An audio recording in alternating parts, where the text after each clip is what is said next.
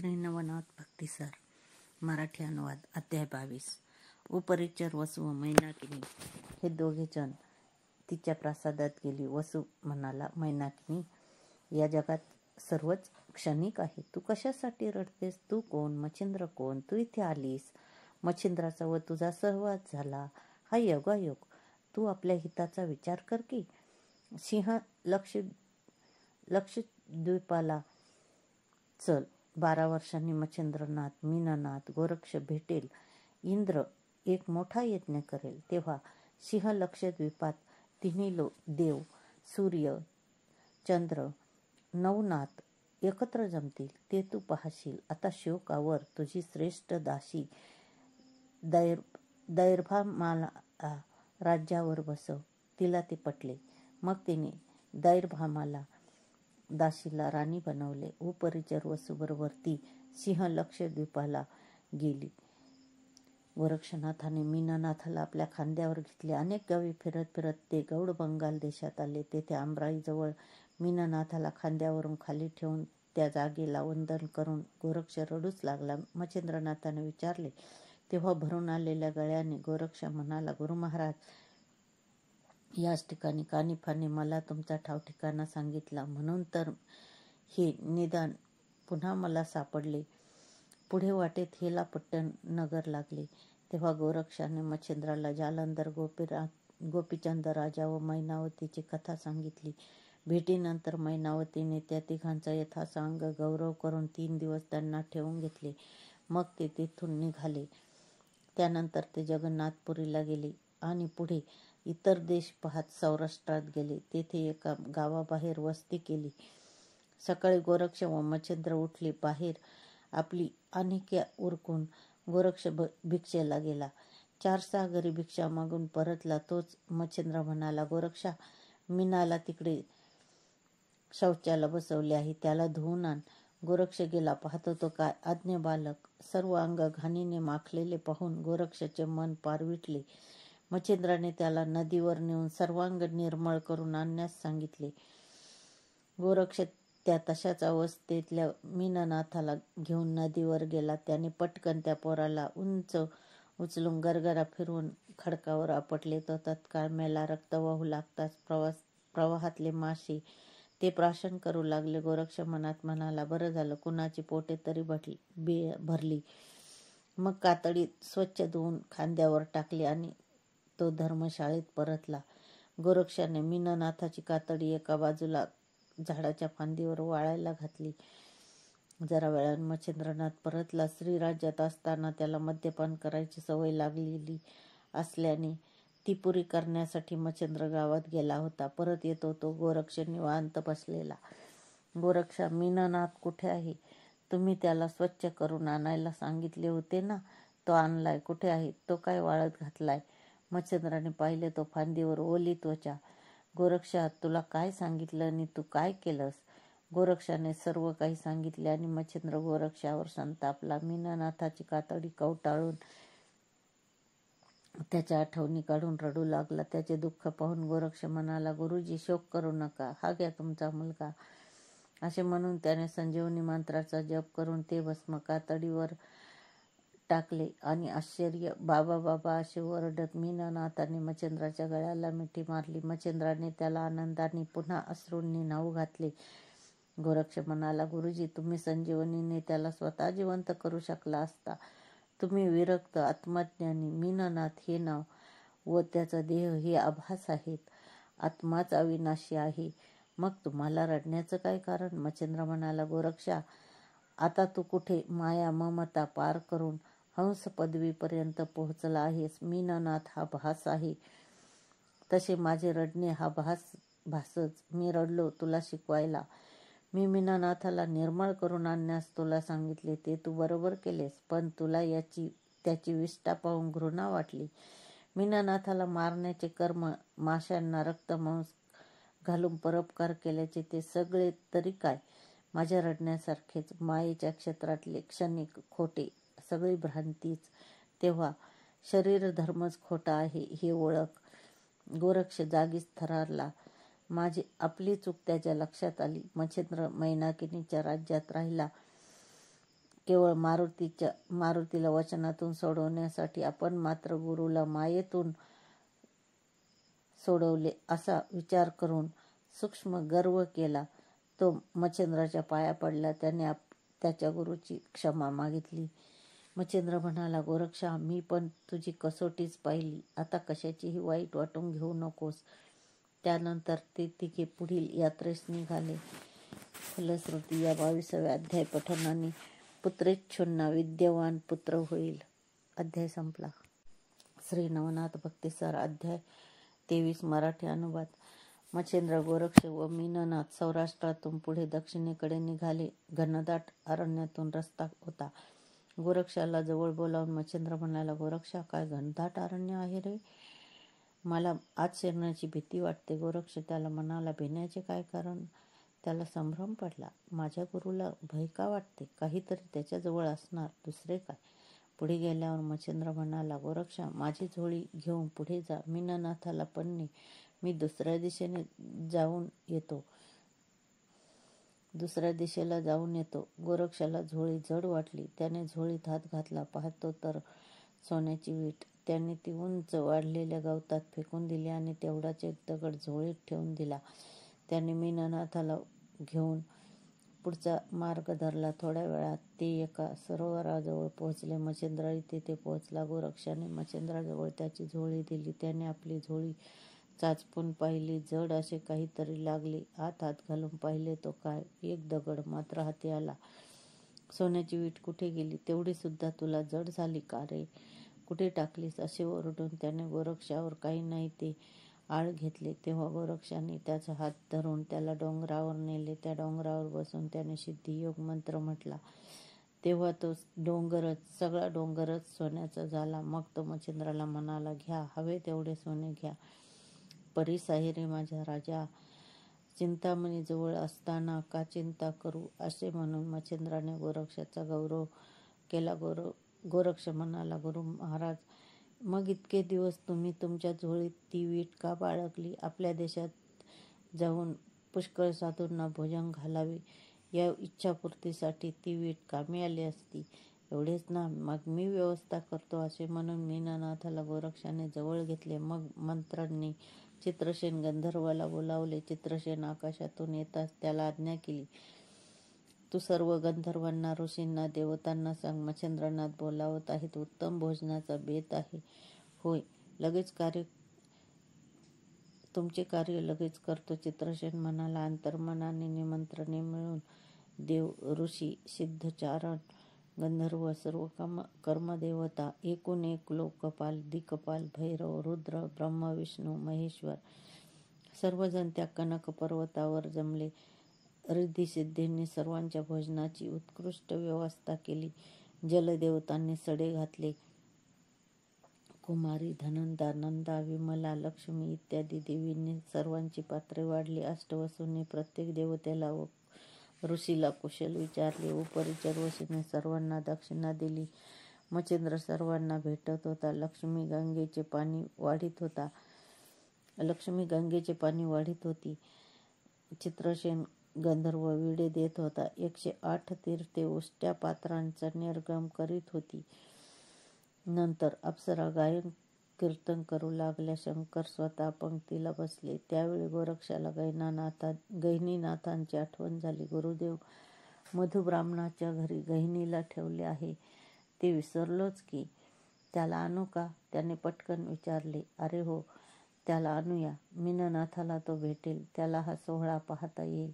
असे म्हणून मच्छिंद्राने पत्र लिहून सुरोचन गंधर्वाला दिले. सुरोचन गंधर्व ते पत्र घेऊन शीघ्रगतीने कनकगिरीला पोहोचला.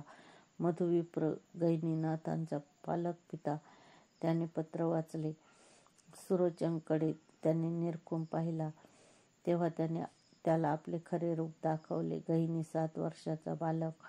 त्याला घेऊन यायचं. साक्षात शंकरांचे दर्शन होणार. तो विप्र लगेच मुलाला घेऊन निघाला. गंधर्वाने त्या दोघांना सहपरिवार मच्छिंद्राजवळ आणले. हा गहिनी बाळ. हे मच्छिंद्र, हे गोरक्ष यांनीच तुला माझ्याजवळ दिला होता. मधु म्हणाला, नाथ, मी तुम्हाला शरण आहे, वंदन करतो. गहिनीने गोड आवाजात म्हटले. शंकर तेथेच होते. गहिनी त्याच्याकडे टक लावून पाहत होता. शंकरांनी त्याला जवळ घेतले व सलतेने त्याच्या पाठीवरून हात फिरवला. हा करभाजन ऋषी आहे. याचा शिष्य म्हणून मीच पुढे अवतार घेईन. याला आत्ताच कानमंत्र द्या. गोरक्षशाही माझी आज्ञा आहे. होय भगवान, असे म्हणून गोरक्षनाथाने गहिनीला अनुग्रह दिला. तेव्हा सर्व देवही साक्षी होते. शंकराच्या उपस्थितीत 1 वर्षापर्यंत गहिनीनाथाचा अभ्यास करून घ्यायचं ठरलं. मग विप्राकडे गहिनीनाथ 12 वर्षे राहणार होता. आता तर तो फक्त 7 वर्षाचा होता. मधुविप्राला परत पाठवले. मोहिनी 1 वर्षाने सिद्ध होऊनच मग येईल. गहिनी 1 वर्षाने सिद्ध होऊनच परत येईल, असे त्याला सांगितले. कुबेराने मच्छिंद्राजवळ प्रत्येक ऋषी व देव यांना योग्य ती वस्त्रे आहेर देण्यासाठी आणून दिली. सर्वांना ती देऊन सन्मानाने परत पाठवण्यात आले. मीननाथाने सोहळा पाहिला. मग उपरिचर वसू सिंह लक्षद्वीपात मैनाकिनीकडे मीननाथाला घेऊन गेले. मैनाकिनी बाळाला जवळ घेऊन त्याचे मुके घेत रडू लागली. याचे बाबा कुठे आहेत? तिने उपरिचर वसूला विचारले. तेव्हा तो म्हणाला, त्यांची व तुझी भेट नक्की होईल. तू चिंता करू नकोस. कुबेराने गर्भाद्री पर्वताला अदृश्य केले. श्रीशंकर, मच्छिंद्र, गहिनी, गोरक्ष हे तिथे वर्षभर राहिले. गहिनीचा योगाभ्यास पूर्ण झाल्यावर त्यालाही मधुविप्राकडे पाठवण्यात आले. शंकर गिरिदेवतेच्या रूपात तेथेच राहिले.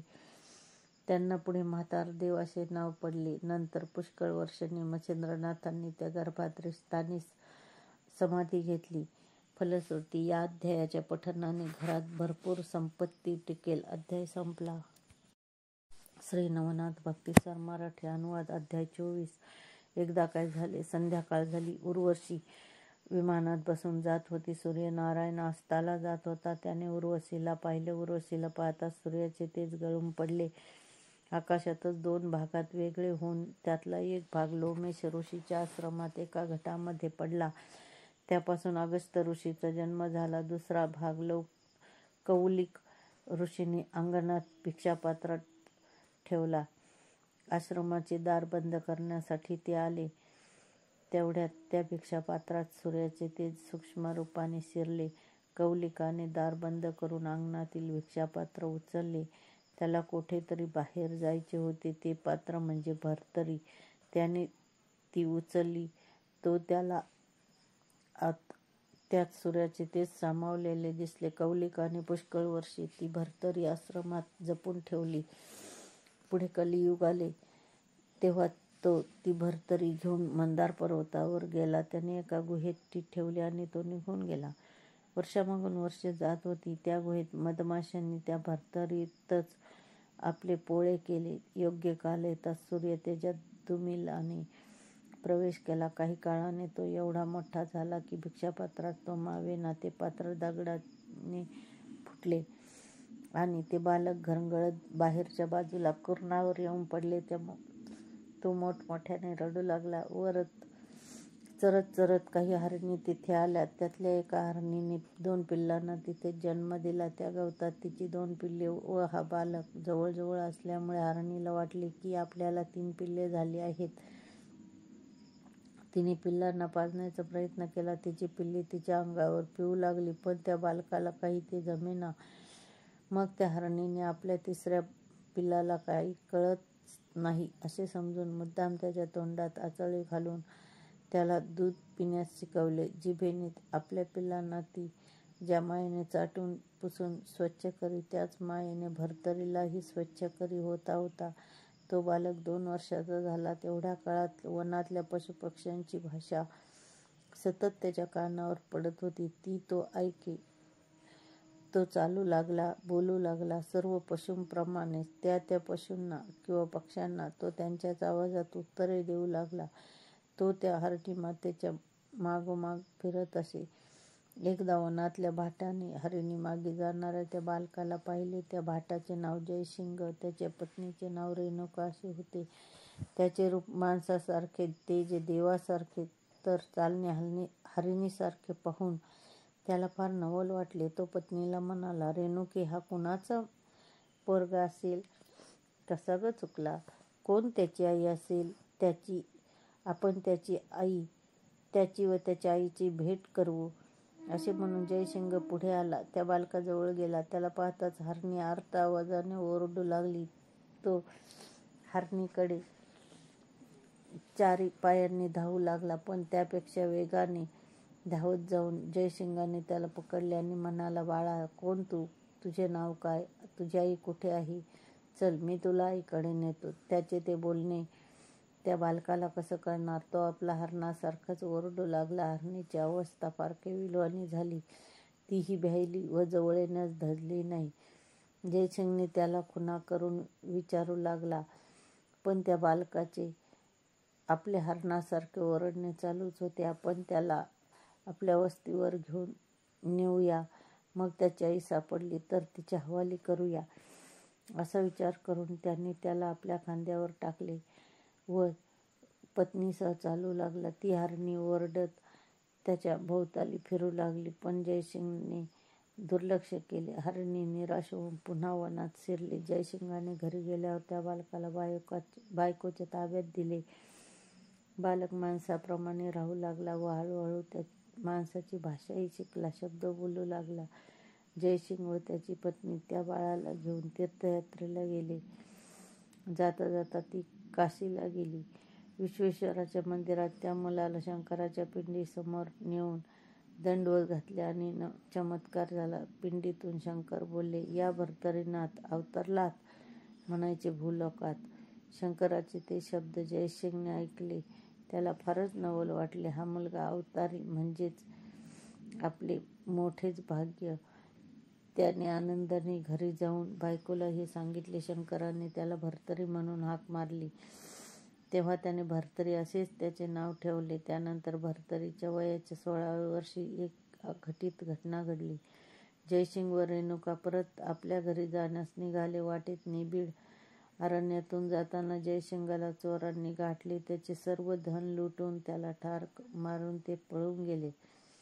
दैवयोग असा की कित्येक वंजारी व्यापार करण्याकरता अवंती नगराकडे त्याच मार्गाने जात होते.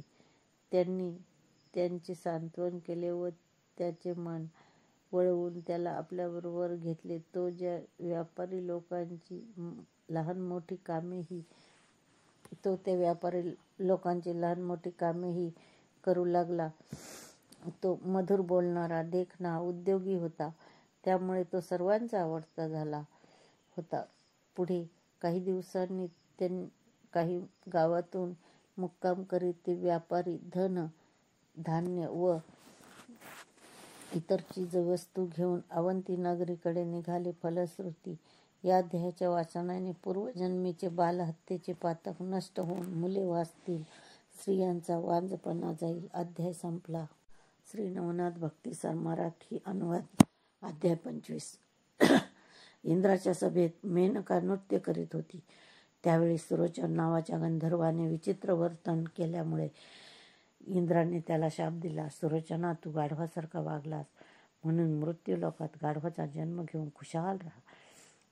सुरोचनाने इंद्राची क्षमा मागितली. इंद्र म्हणाला, मथुरा नगरीचा राजा सत्यवर्म्याची कन्या सत्यवती बरोबर लग्न होऊन तुला विक्रमादित्य नावाचा पुत्र होईल. मग तू इथे परत येशील.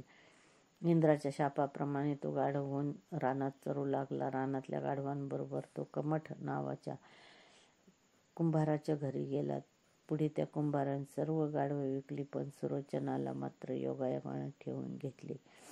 रात्री दाराबाहेर बांधून ठेवलेलं गाढव माणसाच्या आवाजात म्हणे, कुंभारा, मयुरेचा राजा सत्यवर्मा याची सुंदर कन्या माझी बायको म्हणून आणून दे. कुंभार घाबरला. हा गाढव असे काही भलतंसलतं बोलला आणि ते राजाच्या कानापर्यंत गेलं तर याचे तोंड बंदच केले पाहिजे, असा विचार करून तो कुंभार गाढवावर रागावला. सकाळी कुंभाराने व त्याच्या बायकोने घरात होते नव्हते ते सगळे सामान गाढवावर लादले आणि मुकाट्याने गाढवाला घेऊन निघाले. नगरवेशीजवळ येताच पहारेकऱ्यांनी कुंभाराला नगर सोडण्याचे कारण विचारले, पण दोघेही गप्पच. तेव्हा पहारेकऱ्यांनी गाढव मागे फिरवून कुंभाराला त्याच्या सामानासकट राजवाड्याकडे नेले. राजाने विचारले, हे नगर सोडून जाण्याचे कारण काय? कुंभाराने म्हटले, राजेसाहेब, आपण पालन करते आहात, पण मी का जातो हे एकांतात तुम्हाला सांगेन. राजाने त्याला अभय वचन दिले. तेव्हा कुंभार म्हणाला, महाराज, मी काय करू? रात्री बेरात्री हा गाढव मला सांगतो, सत्यवर्मा राजाची मुलगी सत्यवती हिचे माझ्याशी लग्न करून दे. राजा विचारी होता. त्याने कुंभाराला म्हटले, आता तू घरी जा. रात्री पुन्हा जर ते गाढव तुला तसंच म्हणालं तर तू त्याला सांग, सर्व मथुरा नगरी जर तू तांब्याची करून दिलीस तर सत्यवतीचे लग्न तुझ्याशी करून देईल. तो खरा कोण आहे त्याची परीक्षा युक्तीने करता येईल व न भीता घरी जा. नेहमीप्रमाणे कुंभार निजण्यासाठी अंथरुणावर पडला. तोच बाहेरून गाढव म्हणाला, कुंभारा, अरे सत्यवतीचे माझ्याशी लग्न करून दे रे. राजाशी काही बोललास का? कुंभार बाहेर गेला व म्हणाला, तुझे म्हणणे महाराजांच्या कानावर घातले. ते म्हणतात की तू जर सर्व मथुरा नगरी तांब्याची करून दिलीस तर ते तुला सत्यवती देतील. अरे, मागून मागायचं ते रत्नांचे, सोन्याचे तरी मागायचे. उद्या सकाळीच राजाला त्याचे सर्व नगर ताम्रधातूचे झालेले दिसेल. तू आता रात्रीच जा आणि राजाला सांग, सत्यवतीच्या लग्नाची तयारीच कर. उद्या सकाळी पहाच सारे नगर तांब्याचे. कुंभाराला नवल वाटले. त्याने रात्रीच राजाला भेटून एकांतात सांगितले. राजा म्हणाला, ठीक आहे. कुंभार घरी आला. गाढवाने मग विश्वकर्म्याला आवाहन केले. म्हटले, विश्वकर्मा, माझा दिव्य देह हा तुझाच अंश आहे, तेव्हा ही मथुरा नगरी तांब्याची करून दे. एवढेच ना? असे म्हणून विश्वकर्म्याने एकदा गगनातून सर्व नगरीकडे पाहिले. त्याबरोबर सर्व नगरी, घरे, सज्जे, मार्ग, वाटिका, प्रासाद, सारे पृथ्वीरूप पदार्थ तांब्याचे झाले, तर इतर मूल्यवान धातू मात्र तसेच राहिले. सकाळी उठून सारे पाहतात तो काय, सगळीकडे चकचकाट. तांबूस प्रकाशात मथुरा नगर न्हाऊन निघाले होते. पहाटेस भाटाची गाणी ऐकून राजा जागा झाला. सर्वत्र ताम्र धातूच्या वस्तू व प्रासाद पाहून थक्क झाला. नगरातले लोक अचंबा करीत हिंडत होते. कुंभाराला राजाने बोलावूनच पाठवले. तो आल्यावर राजाने त्याची भेट घेतली व म्हटले, मी त्याला माझी कन्या देण्यास तयार आहे. सत्यवतीला तुझ्या हवाली करतो. तिला घेऊन तू या नगरीतून कुठेतरी दूर देशी जाऊन राहा. रात्र पडल्यावर कुंभार राजाकडे गेला. सत्यवतीला मागण्यासाठी राजाने आपली कन्या सत्यवती हिला आधीच सर्व सांगून ठेवले होते. गाढवाच्या रूपाने कोणीतरी शापभ्रष्ट देवच येथे आलेला आहे.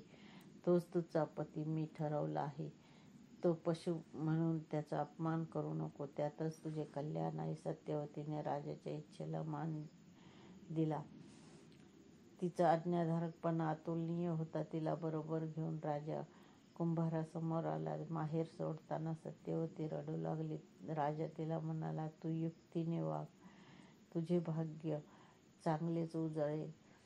तेव्हा गाढव मनुष्यवाणीने राजाला म्हणाला, सत्यवर्मा, मी सुरोचन नावाचा श्रेष्ठ गंधर्व असून इंद्राच्या शापामुळे गर्दभाच्या जन्माला आलो. योग्य वेळी येताच मी मूळ रूप धारण करेन. ते ऐकून राजा आनंदित झाला. त्याने कुंभाराला रात्रीच नगर सोडून जाण्यास सांगितले. रात्रीच ते सर्वजण मथुरा सोडून अवंती नगरीकडे निघाले. फलश्रुती, या अध्यायाच्या वाचनाने शापबाधा टळेल, सद्गुणी पुत्र होईल. अध्याय 26. श्री नवनाथ भक्तिसार. मराठी अनुवाद. कमठ नावाचा तो कुंभार स्वतःची पत्नी सत्यवती व सुरोचन नावाच्या गंधर्वासह मुक्काम करीत अवंती नगराला पोहोचली व तेथे राहू लागला. एकदा सत्यवतीने म्हटले, माझ्या बाबांनी त्या गर्दभ राजांना आपले जावई मानले आहे. ते माझ्याजवळ बोलत का नाहीत? मग कुमट गुप्तपणे गाढवाला बोलला, गंधर्वराज, सत्यवती पती कोठे आहे असे विचारित आहे, पण तुम्ही पशु नीती सुलक्षणी मानव देहधारी स्त्री, तुमची जोडी कशी काय जमणार? गाढव म्हणाला, सत्यवतीला ऋतू प्राप्त झाला की मला येऊन सांगा, मग मी तिची इच्छा पूर्ण करेन. म्हणजे तुला गंधर्व रूप घेता येईल. अर्थात तोपर्यंत नाही, तसा शापच आहे मला. एके दिवशी कमठाने गाढवाला सांगितले, गंधर्वराज, सरस्वतीला ऋतू प्राप्त झाला आहे. 4 दिवस झाले. रात्रीची वेळ होती. गाढवाने कमठाच्या देखत दिव्य गंधर्व रूप धारण केले. मग एकांतात सत्यवती व गंधर्व सुरोचन यांचा राक्षस विधीने विवाह झाला. सत्यवती गंधर्वाचे तेजस्वी रूप पाहून फारच आनंदित झाली. त्यांचे मिलन झाले. तो तिला म्हणाला, प्रिये, ज्यावेळी तुला पुत्र होईल तेव्हा त्याला मी पाहीन, मगच पृथ्वी सोडून जाईन. तुझा पुत्र राजा होईल. विक्रमादित्य त्याचे नाव असेल. तो शककर्ता पराक्रमी राजा होईल. तू चिंता करू नकोस. सत्यवतीची समजूत घालून गंधर्वाने पुन्हा गंधर्व रूप घेतले.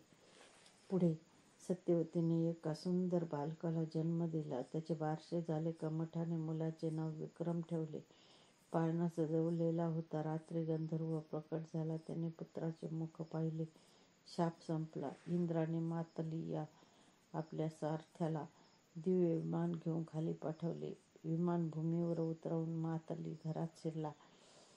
तो सुरोचनाला म्हणाला, गंधर्वराज, चला, विमान तयार आहे. सत्यवती, मुलाला सांभाळ, मी जातो. गंधर्व म्हणाला, नाथ, तुम्ही आम्हाला टाकून जाता.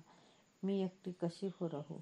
माझ्या बाबांनी विवाह करून दिल्यावर त्यांचा माझा ऋणानुबंध संपला आणि तुम्ही पण चाललात. नको जाऊ. असे म्हणून सत्यवती रडू लागली. तिचे नेत्र पुसून सुरोचनाने म्हटले, प्रिय, रडू नकोस. मी तुझाच आहे. तू माझी आठवण केलीस की लगेच मी प्रकट होईल.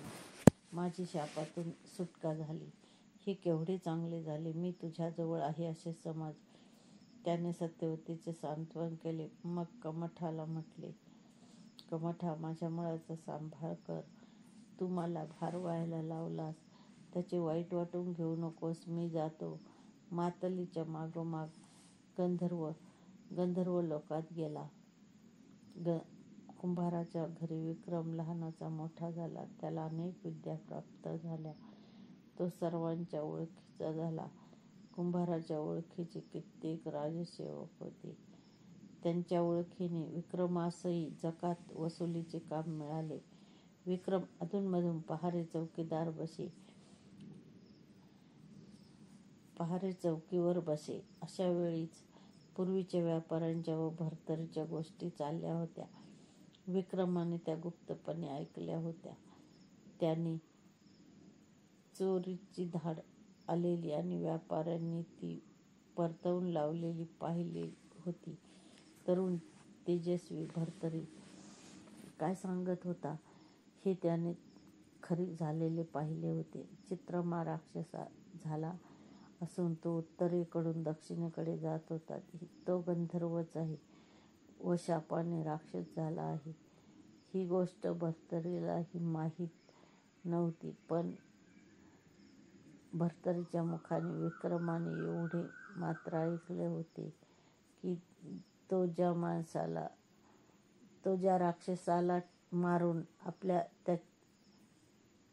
त्या राक्षसाला मारून त्याच्या रक्ताचा टिळा आपल्या कपाळावर आणि नगरद्वारावर लावील तो राज्यपद मिळवील.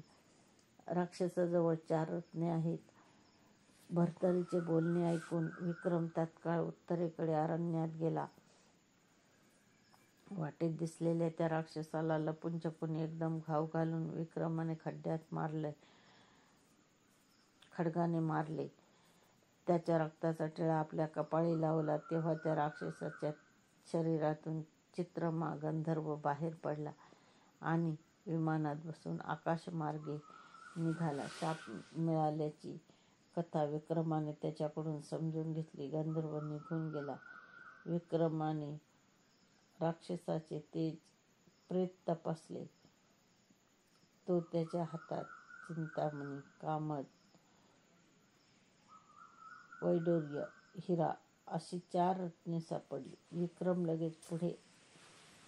लगेच परत आला. नगरद्वारावर राक्षसाच्या रक्ताचा टिळा लावून तो व्यापाऱ्यांच्या घोळक्यात शिरला. तो म्हणाला, मी विक्रम, पण चोर येणार हे तुम्हाला कसे समजले? हा मुलगा आहे ना? याने कोल्हेकुई ऐकली. त्यावरून त्याने सांगितले, आम्हाला तो वाटेत सापडला. भर्तरी असे तो आपले नाव सांगतो. त्याला पशुपक्ष्याची ही भाषा समजते. वा. विक्रम भर्तरीकडे न्याहाळून पाहत म्हणाला. भर्तरीने त्याच्याकडे पाहिले. दोघांना मनोमन ओळख पटली. एकमेकांविषयी ओढ वाटली. ते एकाच वयाचे होते. तेथून विक्रम चौकीवर गेला. जरा वेळाने एक जकात वसूल करणारा बाहेर जात होता. विक्रमाने एक युक्ती केली. त्याला विक्रमाने गाठले. अरे मित्रा, माझे एक काम करतोस? ते पलीकडून तंबूत व्यापारी बसलेत. त्यात माझा एक भाऊ आहे. त्याचं नाव भर्तरी आहे, पण त्याला काही माहीत नाही. तू त्या व्यापाऱ्याकडे जा. त्यांना सांग, आम्ही तुमच्या मालावर जकात घेणार नाही, पण तुमच्याबरोबर तो तरुण आहे, त्याला आमच्याकडे काही दिवस ठेवा. जकातीचे पैसे मात्र किती होतात ते हिशोब करून मला सांग. मी ते भरेन. तो जकात अधिकारी समजला. विक्रमाने त्यालाही द्रव्य देण्याचे कबूल केले. व्यापाऱ्यांना त्याने विक्रमाने पढविल्याप्रमाणे विचारले. व्यापाऱ्यांनी मान्यता दिली. भर्तरी